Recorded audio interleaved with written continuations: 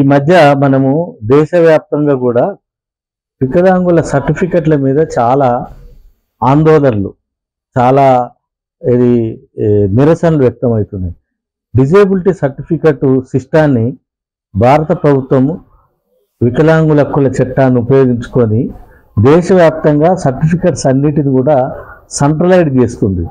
Centralised అంటే UDID అని, UDID website, UDID app, UDID సిస్టాన్ని తీసుకొచ్చి రాష్ట్ర ప్రభుత్వము సర్టిఫికెట్ జారీ చేసే అధికారములన్నీ కూడా కేంద్ర ప్రభుత్వం చేతికి వెళ్ళిపోయినాయి.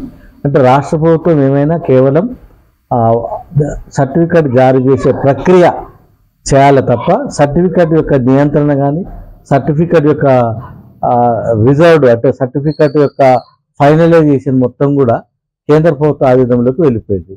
అంటే ఇప్పుడు వికలాంగుల సర్టిఫికెట్ కేంద్ర ప్రభుత్వం ద్వారానే జారీ అవుతుంది.